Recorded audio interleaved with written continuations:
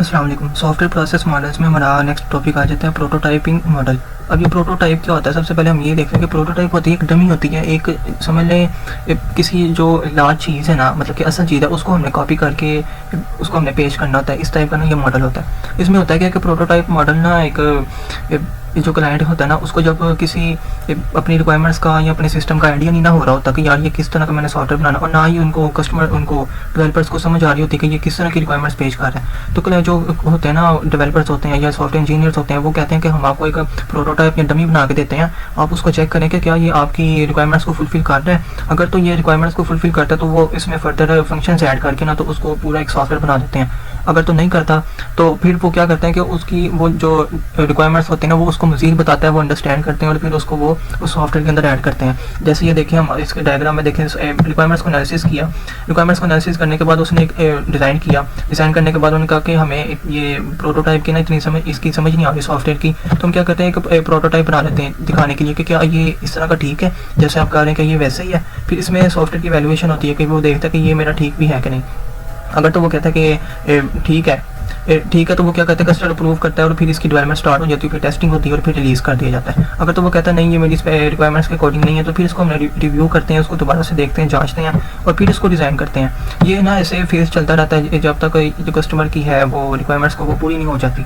तो इसमें आपने क्या करना है कि सबसे पहले ये सारी जो ये चीज़ें हैं इसको आपने बयान कर देना है। जैसे रिक्वायरमेंट्स एनालिसिस है, पहले हमने रिक्वायरमेंट्स को एनालिसिस करना है कि क्या क्या रिक्वायरमेंट्स हैं, फिर हमने उसको देखना है कि हमने इसको किस तरह लेके जाना है, कोई फिजिबल है या नहीं, मतलब कि ये बन भी सकती है रिक्वायरमेंट्स, ये पॉसिबल है कि नहीं हमारे लिए, ये देखना है। फिर हमने कोई डिज़ाइन देखना है कि इसका डिज़ाइन किस तरह का होगा। फिर हमने देखना है इसमें प्रोटोटाइप कंस्ट्रक्शन करनी है कि ये प्रोटोटाइप बना के दिखाना है कि कस्टमर को, ताकि उसे पता चले कि ये सॉफ्टवेयर हमारे अकॉर्डिंग है कि नहीं। यूज़र की वैल्यूएशन होती है कि यूज़र उसको चेक करते हैं, इंटरेक्ट करते हैं कि ये सॉफ्टवेयर हमारे लिए जो हमारी जो रिक्वायरमेंट्स है उसको फुलफिल कर रहा है, उसकी फंक्शनैलिटीज़ वो है जो हमें चाहिए।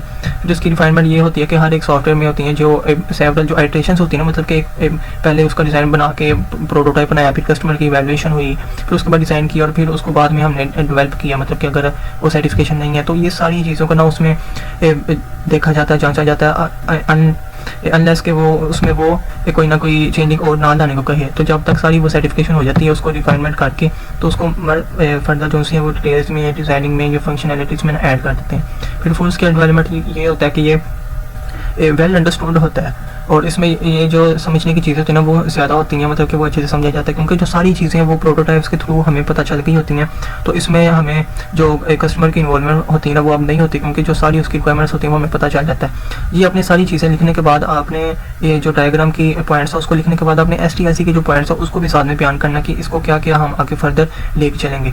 तो इसमें हमारे जो मैंने पहले भी वीडियोज़ में बताया कैटरिंग ऑफ रिक्वायरमेंट्स आ जाती हैं, फिर हमने उसमें इम्प्लीमेंटेशन करनी है और मेंटेनेंस करनी होती है, ये सारी चीज़ें उसमें आ जाती हैं। तो अब हम इसमें जो इसके एडवांटेजेस डिसएडवांटेजेस में देख लें तो इसमें आ जाता है जो क्लाइंट की सर्टिफिकेशन होती है वो ज़्यादा होती है, क्योंकि हम बार बार उसको प्रोटोटाइप बना के दिखा रहे होते हैं कि यार ये तुम्हारी रिक्वायरमेंट से फुलफिल हो रही हैं, वो देख रहा होता है हाँ ये हो रही हैं। अगर कोई नहीं होती तो हम उसको फिर ऐड करके उसको सेटिस्फाई करते हैं। एरर जो होता है वो जल्दी चला जाता है, क्योंकि हर प्रोटोटाइप में जो कोई मॉड्यूल बनाते हैं तो उसमें हम जो एरर आता है उसको हम पहले ही डीबग कर लेते हैं। रिक्वायरमेंट्स होती हैं वो क्लियर हो रही होती हैं वक्त के साथ साथ, और यूज़र फ्रेंडली सिस्टम को बनाया जाता है, क्योंकि वो साथ साथ जब बनता है ना तो वो इजी होता है उसके लिए, क्लाइंट के लिए। तो वो कहता है ये मेरे लिए इजी है, ठीक है इसको आप ऐड कर दें।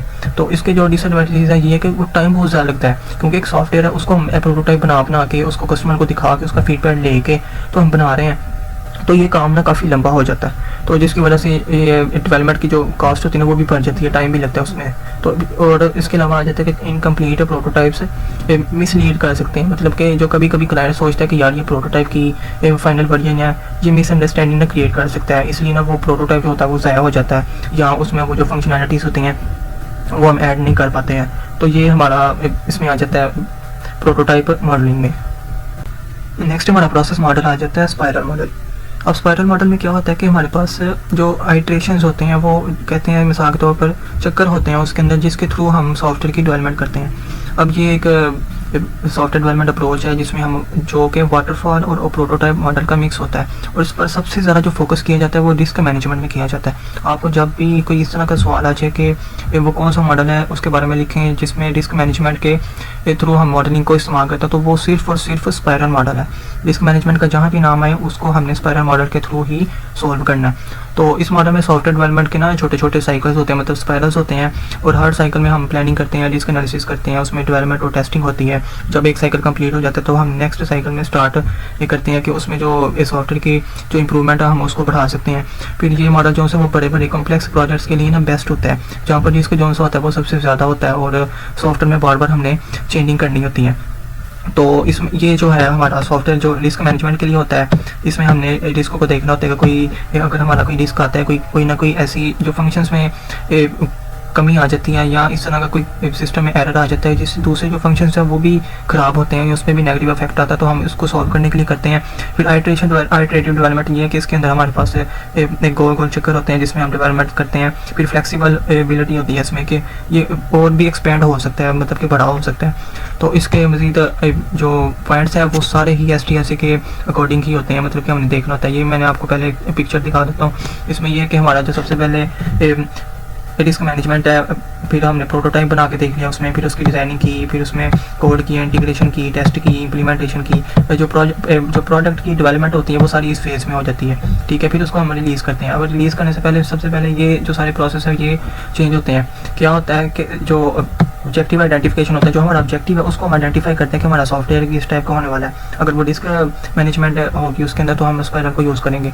तो इसमें जो कम्युलेटिव कॉस्ट आ जाती है हम उसको भी देख लेते हैं। फिर उसकी जो प्रोग्रेस होती है, अल्टरनेट जो एवेल्यूएशन होती है, मतलब कि हमने उसमें क्या चेंजिंग देखी नहीं वो। फिर उसके बाद ये जो सारी STLC की जो है उसमें की पॉइंट्स हम उसको यूज़ करते हैं और फिर हम उसको रिलीज़ करते हैं। फिर नेक्स्ट फेज़ ये होता है कि हम उसको दोबारा से अगर कोई ना कोई चेंज लानी है तो हम फिर शुरू से यहीं से ऐसे ही शुरू करेंगे और फिर यहाँ से ऐसे लेके आते लाते उसको फिर रिलीज़ करेंगे। तो ये सारी इसकी चीज़ें हैं और इसके जो नीचे पॉइंट्स हैं इनको हम ऐसे ही डिफाइन किया हुआ है कि इसमें क्या क्या चीज़ें होती हैं। तो इसमें फिर आप साथ में STLC के जो पॉइंट्स हैं उसको भी ऐड कर सकते हैं। वैसे तो उसी के अंदर ही सारा कुछ डिफाइन हो चुका है, लेकिन फिर भी आप अगर कोई ना कोई पॉइंट मिस हो तो आप इसमें ऐड कर सकते हैं। इसके एडवांटेजेस डिसएडवांटेजेस में देखें तो हमारे पास आ जाता है कि ये जो रिस्क होता है कंट्रोल करने के लिए यूज़ होता है। हर साइकिल में रिस्क को एनालिसिस किया जाता है ताकि जो बड़े से बड़े इशू हैं उसको हम रोक सकें। फ्लेक्सिबल ज़्यादा होता है, रिक्वायरमेंट्स को चेंज हो सकती हैं, जो नए फीचर्स हैं हम ऐड हो सकते हैं। कस्टमर की जो सर्टिफिकेशन होती है वो वक्त के साथ साथ होती रहती है हर एक साइकिल में, और जो स्टेप बाय स्टेप इंप्रूवमेंट होती है वो भी इसके अंदर ऐड होती है कि हर एक चक्कर पूरा हुआ उसमें कोई इंप्रूवमेंट करनी थी वो हमने कर ली, तो वो साथ इसमें फ़वायद में आ जाता है। फिर इसके डिसएडवांटेजेस अगर देखे जाए तो ये कॉस्ट और टाइम ज़्यादा लगता है, क्योंकि इसमें हर एक चक्कर में टाइम जो है वो ज़्यादा लगता रहेगा। कोई एक चक्कर पूरा हुआ फिर दूसरे चक्कर में आए, तो इस तरह ये ज़रा ना टाइम कंज्यूमिंग होता है। और ये छोटे प्रोजेक्ट्स के लिए ना अच्छा नहीं होता, क्योंकि एक छोटा प्रोजेक्ट है उसके लिए हम जल्दी से बल्कि हम क्लियर करें उसको बनाएं तो ये काफ़ी टाइम लेगा इस पर स्पाइरल मॉडल। और जो एक्सपीरियंस होता है वो भी इसके लिए चाहिए होती है, क्योंकि इसमें रिस्क एनालिसिस जो होता है वो हमने प्लानिंग के थ्रू करना होता है। जो एक्सपर्ट लेवल के जो डेवलपर्स होते हैं, जो मैनेजर्स होते हैं ना, उसमें इस मॉडल में हमें इनकी ज़रूरत पड़ती है। तो इससे फर्दर हम इन एक और मॉडल है जो आपके सिलेबस में था, रैट मॉडल, मतलब कि रैपिड एप्लीकेशन डेवलपमेंट मॉडल जो है हम उसको डिस्कस करेंगे। रैड मॉडल जो है वो रैपिड एप्लीकेशन डेवलपमेंट मॉडल होता है जो कि एक फास्ट जो सॉफ्टवेयर डेवलपमेंट अप्रोच का यूज़ करता है। इसमें हम जल्दी से जल्दी डेवलपमेंट करते हैं और जो क्लाइंट का जो फीडबैक होता है ना उसको हम बार बार इंक्लूड करते हैं। तो इस मॉडल में फोकस किया जाता है कि जो हमारा जो मॉडल है ना वो स्पीडली वर्क करे, मतलब कि स्पीडली बने, और उसमें जो फ्लेक्सिबिलिटी है वो भी फिर ज़्यादा से ज़्यादा हो, जिसमें हम फिर प्रोटोटाइपिंग का यूज़ करते हैं, फिर आइटरेटिव डेवलपमेंट का यूज़ करते हैं, और जो अर्ली स्टेजेस की टेस्टिंग होती है उसको भी हम शामिल कर लेते हैं, जिससे हमारा जो सॉफ्टवेयर ना वो जल्दी बनता है। और ये जो है ये उन प्रोजेक्ट्स के लिए ना ज़्यादा बेहतरीन होता है जो मार्केट में जल्दी से जल्दी लॉन्च करने हो और उसमें हमने वक्त के साथ साथ वो तब्दीलियाँ ला सकें। तो इसलिए हम रैड मॉडल का यूज़ करते हैं। इसमें ये आ जाता है, हम सबसे पहले जो नीचे पॉइंट्स हैं इसको आपको मैं इधर ही डिस्कस कर देता हूँ। रिक्वायरमेंट्स प्लानिंग क्या होती है, इसमें हम ये देखते हैं कि जो यूजर्स की रिक्वायरमेंट्स हैं हमने उसको देखना होता है, उसको एनालिसिस करना होता है, उसकी फिजिबिलिटी को जांचना होता है कि वो क्या क्या इसके अंदर चीज़ें हैं जो हमने इसके सॉफ्टवेयर के अंदर बनानी है। फिर इसके अंदर हमने क्या करना है, फिर हमने प्रोटोटाइप बना लेना है, उसको देखना है, उसको हमने टेस्ट करना है, उसकी जो यूज़र डिज़ाइन है हमने उसको देखना है, जो इंटरफेस है, फिर उसकी रिफाइनमेंट हमने उसका फीडबैक लेना है यूज़र से कि क्या ये आपका ठीक है कि नहीं। अगर ठीक है तो फिर हम उसको क्या करेंगे, इसी तरह फिर हम इसको मुकम्मल कंस्ट्रक्शन में ले आएंगे फेज़ में, जिसमें हम पूरे जो STSC के जो फेजेस हैं उसको हम ऐड करेंगे और फिर आउट कवर कर देंगे। मतलब कि फिर उसमें जो हमने डिप्लॉयमेंट करनी है मार्केट में, जैसे हम करते हैं कि ऐप स्टोर में या प्ले स्टोर में, हमने उसमें ऐड कर देना। यही सारी चीज़ें नीचे बयान की हुई हैं। इसमें आप उसकी डिटेल्स पे ऐड कर सकते हैं STSC के जो और पॉइंट्स हैं मज़ीद, उसके एडवांटेजेस डिसएडवांटेजेस में देख लें कि फास्ट डेवलपमेंट होती है, सॉफ्टवेयर जो जल्दी डेवलपमेंट होती है और जो टाइम है वो बचता है। क्लाइंट का जो फीडबैक है वो ज़्यादा होता है, क्योंकि ये एक छोटा फेस होता है, इसमें हम क्लाइंट को ना ज़्यादा से ज़्यादा उसका फीडबैक ले सकते हैं। फ्लेक्सिबिलिटी ज़्यादा होती है कि रिक्वायरमेंट चेंज हो सकती हैं और जो नए फीचर्स हैं आसानी से ऐड हो सकते हैं। अर्ली टेस्टिंग क्या होती है? अर्ली टेस्टिंग में ये कि जो हम एक छोटा छोटा मॉड्यूल बना रहे हैं उसमें हम हल्की हल्की यूनिट टेस्टिंग कह सकते हैं उसको, उसमें हम टेस्टिंग करते हैं कि कोई बग या एरर्स ना आए हों। फिर डिसएडवांटेजेस में ये कि लार्ज स्केल के लिए ये ना काफ़ी मुश्किल होता है, क्योंकि ये छोटा प्रोसेस है, छोटा फेज़ है, तो जो लार्ज प्रोजेक्ट्स होते हैं ना उसके लिए काम नहीं आता। एक्सपीरियंस टीम चाहिए होती है, मतलब कि रेड मॉडल जो है वो फास्ट है, तो इसके लिए जो सी एक्सपर्ट लेवल्स के जो डेवलपर्स होते हैं ना उसकी ज़रूरत होती है, ताकि वो अपनी एक्सपर्टीज़ के थ्रू ना उसको जल्दी से जल्दी क्लियर कर सकें। और जो फ्रीक्वेंट क्लाइंट इन्वॉल्वमेंट चाहिए होती है, मतलब कि बार बार क्लाइंट्स की ना इन्वॉल्वमेंट हो, ताकि वो उसका जो फीडबैक है वो ले सकें। तो ये हमने आज सॉफ्टवेयर प्रोसेस मॉडल्स के जितने मॉडल्स थे वो हमने क्लियर कर लिए। उम्मीद आपको समझ आई होगी। Thank you.